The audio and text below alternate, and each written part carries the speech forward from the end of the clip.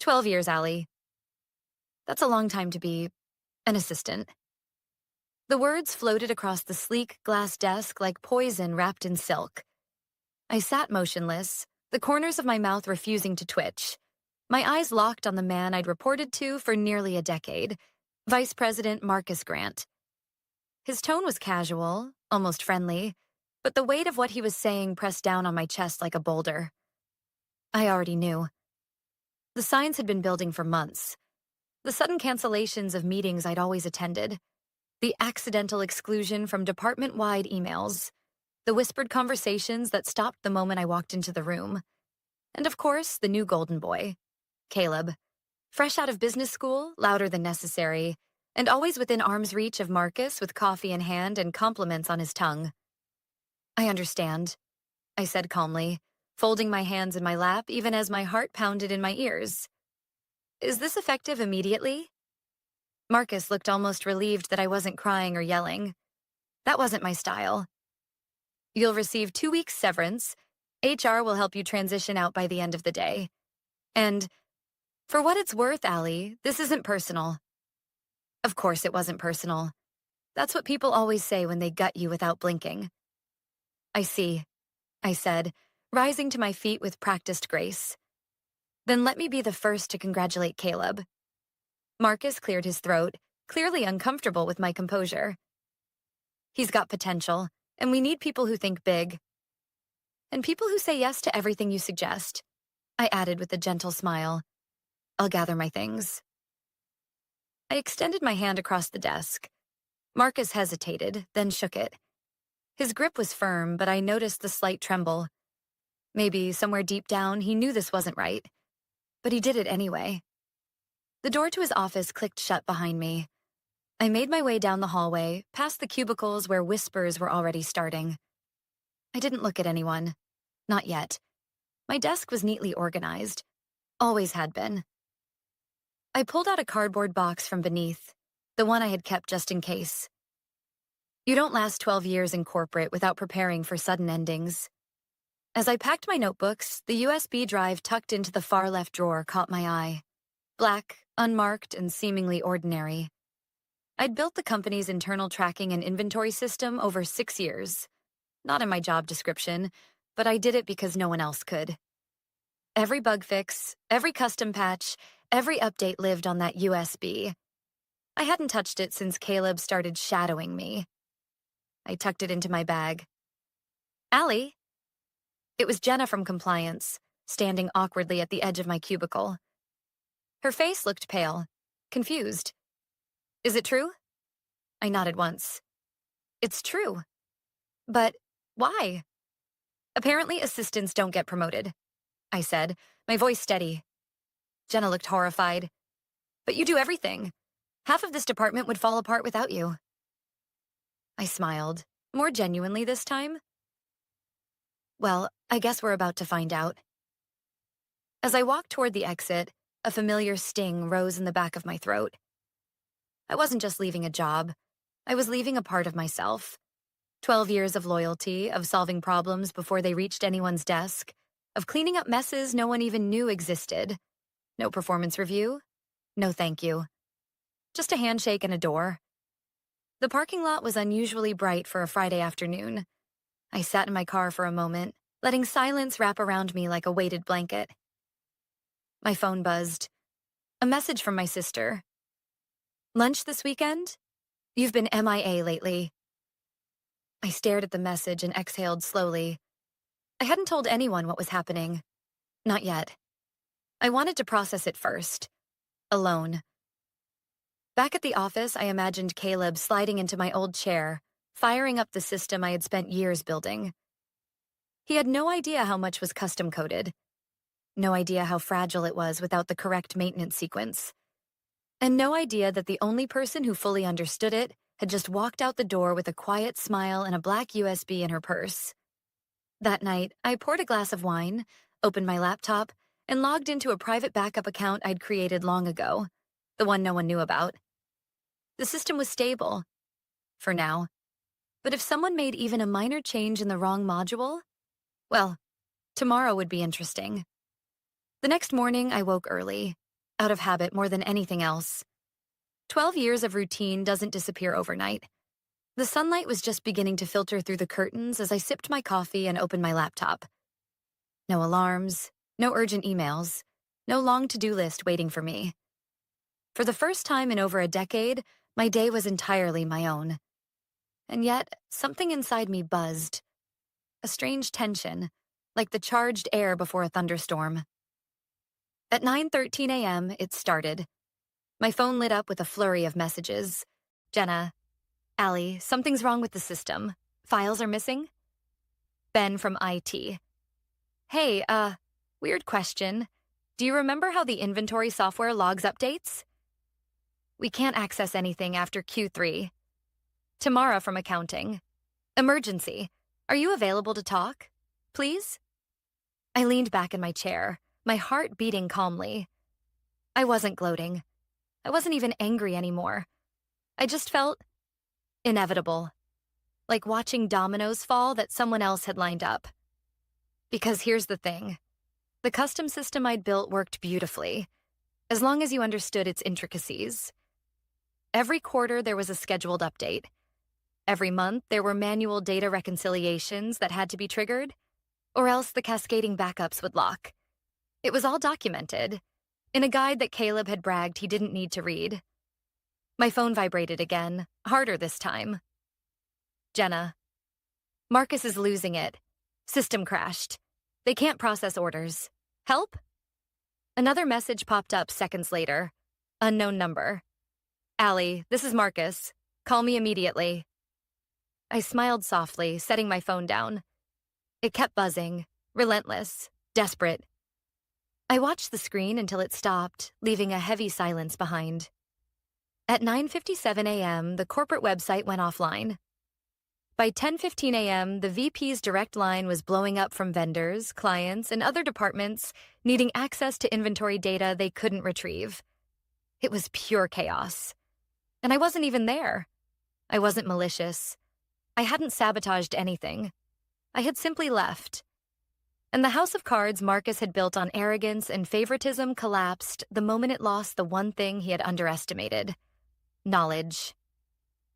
At 11:06 a.m., sitting at my favorite local cafe with a second cup of coffee, I finally allowed myself to open the email Marcus had sent.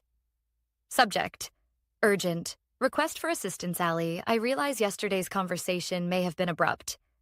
However, given the unexpected technical issues we're currently facing, I would greatly appreciate any documentation, notes, or guidance you can provide on the tracking and inventory systems you previously managed.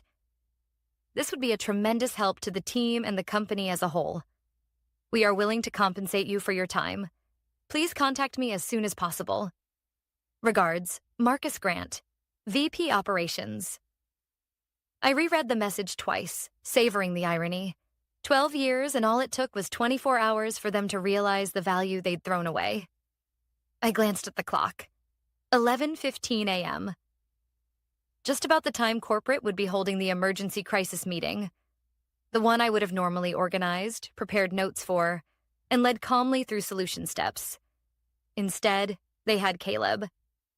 And from what Jenna had texted me, Caleb was currently blaming the servers, the IT department, and even the outdated system for everything, never once admitting he hadn't taken the time to learn how it truly worked. I closed Marcus's email without replying. Some lessons are best learned the hard way. By noon, LinkedIn was buzzing with rumors. Layoffs were rumored. Client delays were stacking up. The company's biggest client, Eversource Logistics, had allegedly pulled a scheduled meeting due to technical instability concerns. I didn't dance around my apartment or celebrate. I felt a solemn kind of satisfaction. Not because they were struggling, but because the truth always surfaces eventually. The problem wasn't me. It never had been. It was their culture. Rewarding loudness over loyalty. Favoring flash over substance. I'd spent years being the steady foundation they didn't bother to notice until it was gone. And now? Now they were standing on quicksand, sinking with every desperate email and every frantic phone call. My phone buzzed again. Another message, this time from Jenna. Jenna. Just a heads up. Marcus just got called into an emergency session with the CEO. People are furious. They're asking why you weren't promoted instead of Caleb. I smiled faintly, picturing Marcus sweating through his $1,000 suit, trying to explain away his reckless decision. The river was rushing fast now, pulling everything loose and unstable downstream. But like my father used to say, and I was beginning to truly understand, the rocks stay steady, and I was steady, steadier than I had ever been. By Monday morning, the damage was no longer containable. The company's client portal was down. Internal systems were partially restored, but reports were full of errors. Deliveries were delayed. Orders were duplicated, lost, or worse. Rerouted to incorrect locations. Vendors were furious. Clients were panicking. And inside the company, Marcus Grant had gone from smug and composed to visibly unraveling. I knew because Jenna kept me updated, sending texts like dispatches from the front lines. Jenna. Marcus looked like he hadn't slept in 3 days. CEO tore into him in front of everyone. Caleb was literally sweating through his shirt. I hadn't replied to any of Marcus's emails or messages. Not because I wanted revenge. That wasn't the point. It was about respect. And they had shown me none. 12 years of loyalty. Of staying late without being asked. Of fixing things no one else even knew were broken. Of training interns and smoothing conflicts and covering for other people's mistakes. And I was told, to my face, that assistants don't get promoted. Now, all those invisible things I used to handle had suddenly become very visible. At 11:30 a.m., I received a call from a number I didn't recognize. Normally, I would have let it go to voicemail, but something told me to answer. Hello? Allie Peterson? A woman's voice asked. Calm, professional. Yes? This is Angela Browning, executive assistant to Darren Shaw, CEO of Westbridge Logistics. I blinked. Westbridge, one of our former competitors, a big one.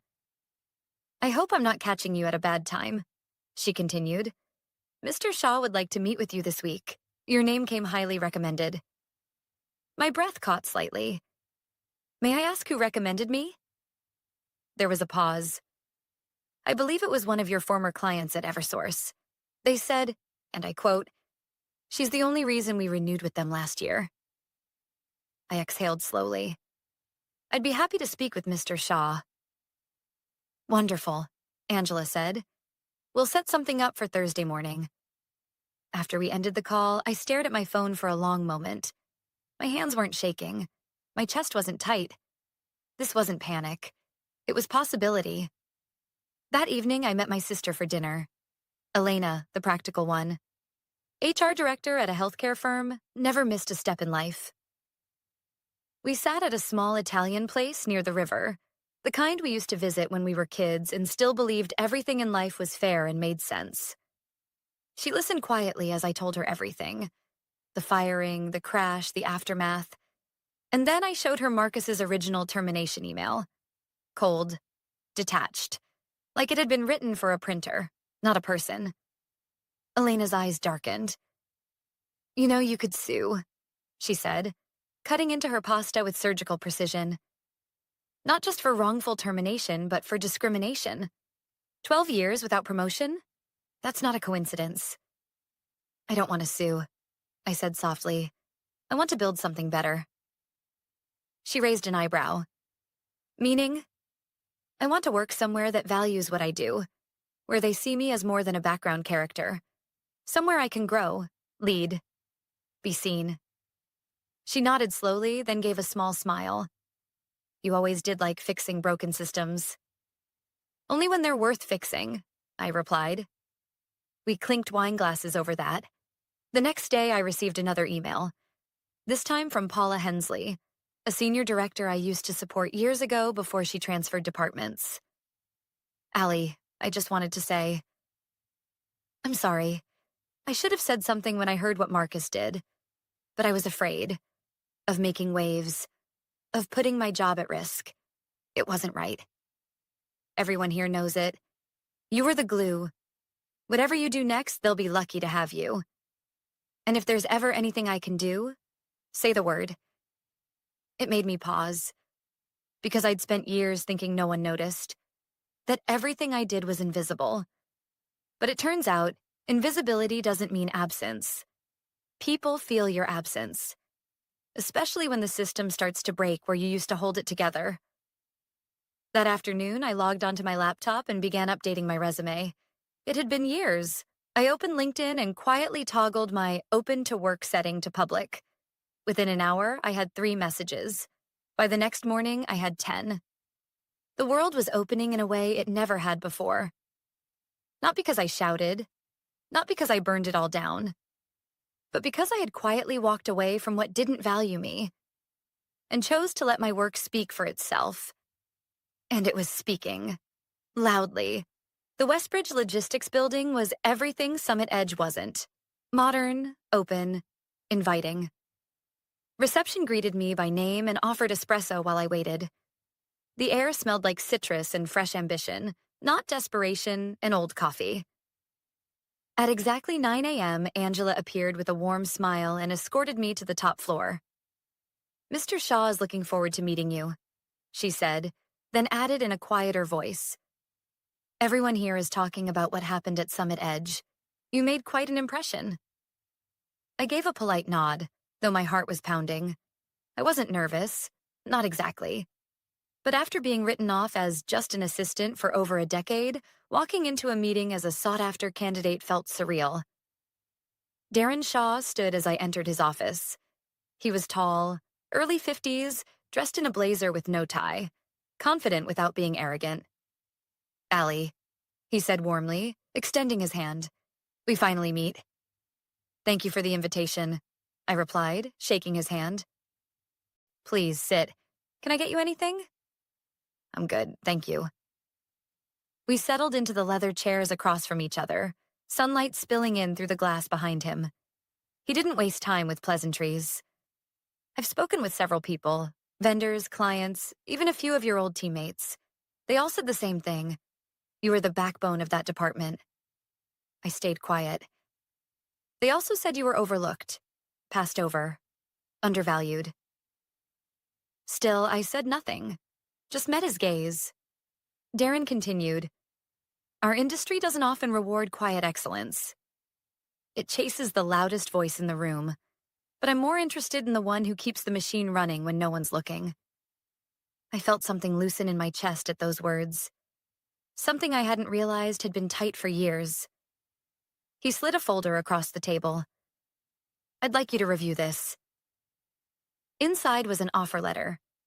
Director of Operations, Regional Supply Chain Division, full benefits, competitive salary, 35% more than what I had made at Summit Edge. And most shocking of all, a personal budget to build a support team from the ground up. "I want someone who understands the ground level and the strategy. And I want you to hire who you trust. Start fresh. We're expanding into 3 new markets, and I need stability at the core."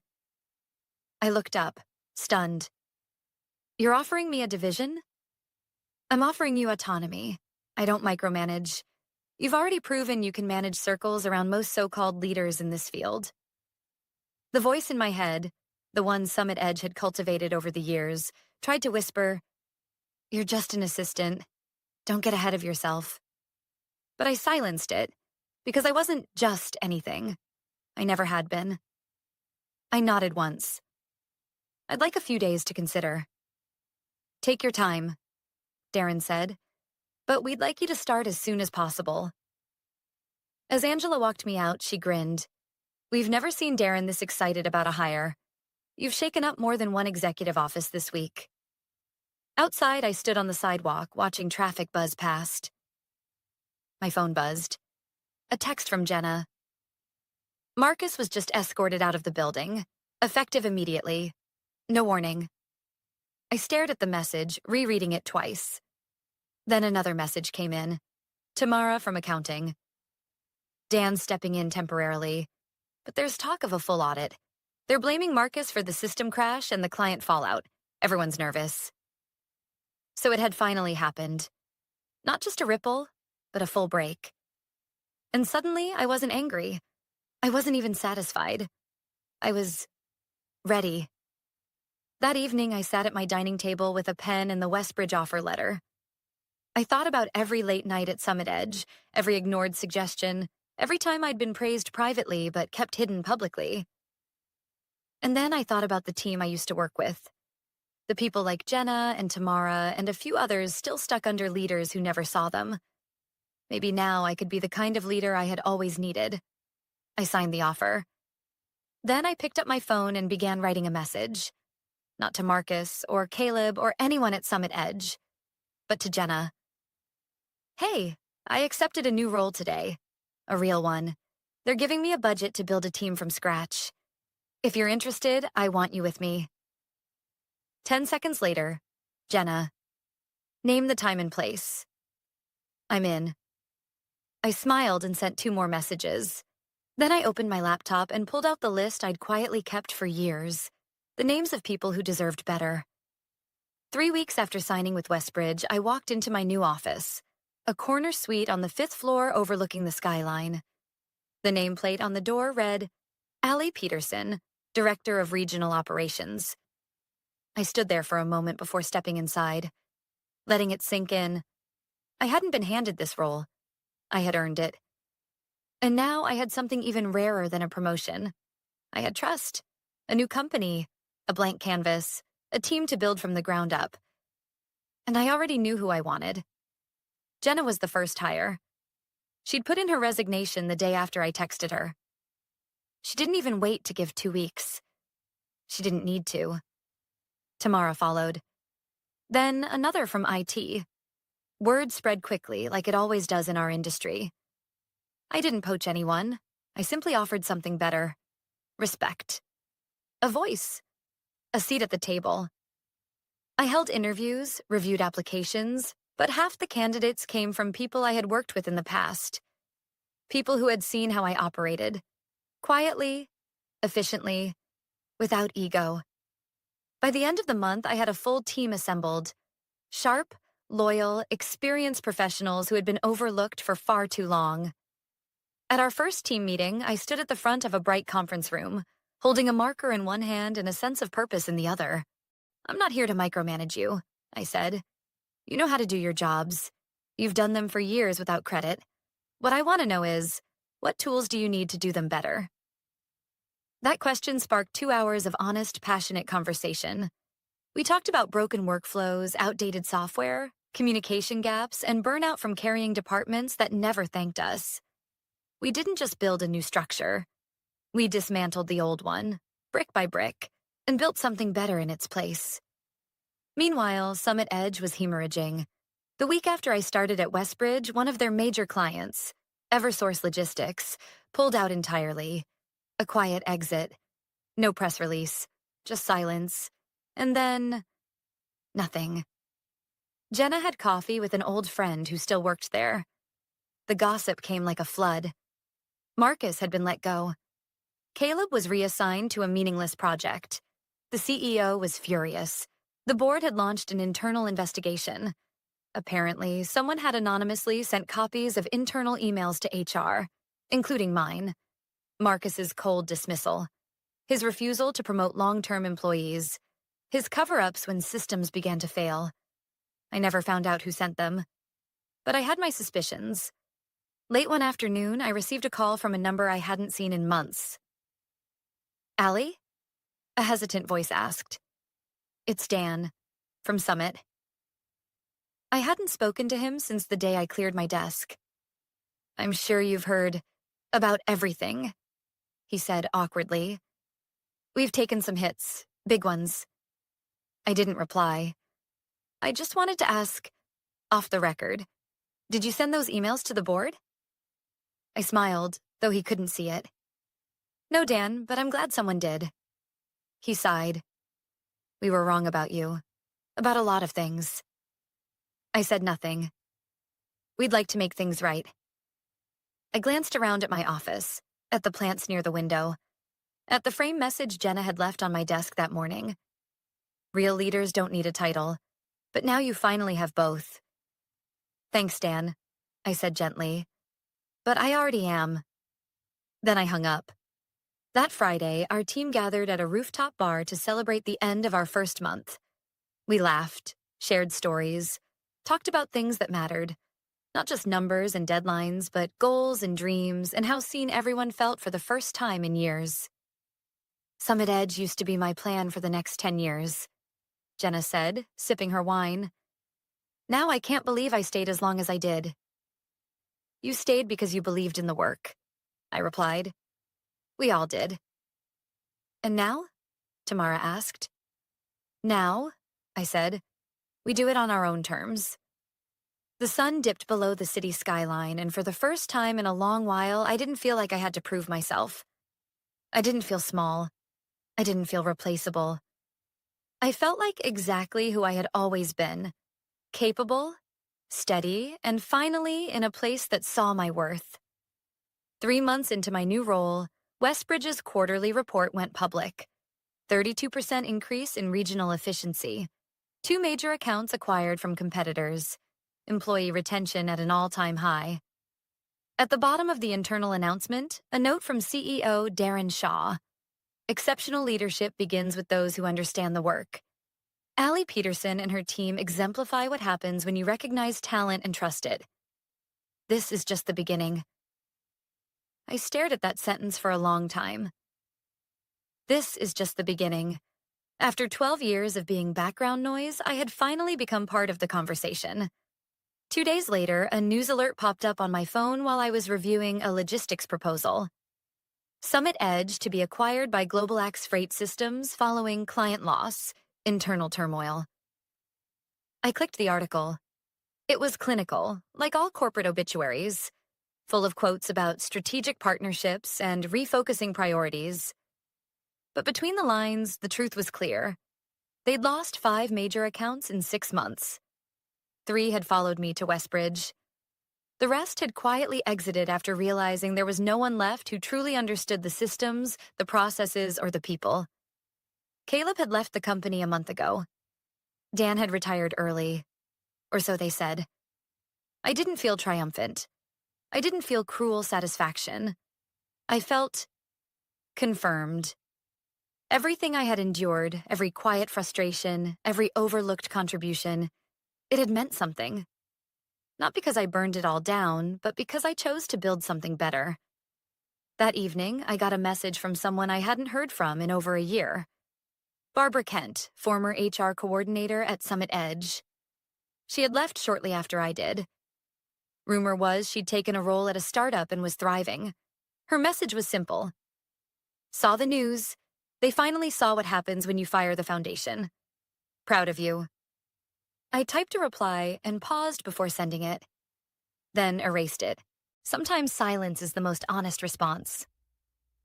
3 weeks later, I was invited to speak at a regional leadership conference. The topic, Quiet Leadership and Lasting Impact. I almost said no. But I remembered all the meetings I used to sit in at Summit Edge, watching less qualified people talk over me, take credit, and rise while I remained invisible. And I realized I wasn't invisible anymore. So I said yes. I stood on stage in front of 200 executives and told them the story. Not of revenge, not of sabotage, but of misjudgment, perseverance, and the power of doing things the right way. I told them about being called just an assistant. I told them about the crash, the calls, the silence, and then the rebuilding.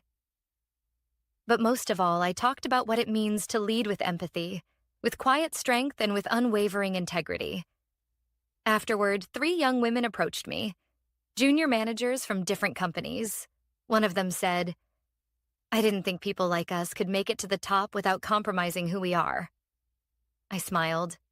We can, and we will. But you have to know your value, even when they don't. On the 1-year anniversary of my termination, Jenna and Tamara surprised me at the office with a cake, scrawled in chocolate across the top, to the woman they couldn't replace. I laughed, truly laughed, as the whole team gathered around. Jason had just accepted a director role in our southern region. Tamara was leading a mentorship program. Jenna had been nominated for an industry award. Every one of them was growing, thriving, seen. We raised our glasses. Water, juice, coffee. It didn't matter. To new beginnings, I said. And to Allie, Jenna added. For proving you don't have to burn bridges to move forward. Sometimes you just need to cross a better one. We clinked cups, and I looked around at the faces that once sat quietly at other people's meetings, now leading their own. We weren't the loudest. We weren't the flashiest. But we were the ones who held the line. The rocks in the river, the steady ones. And in the end, we were the ones who won.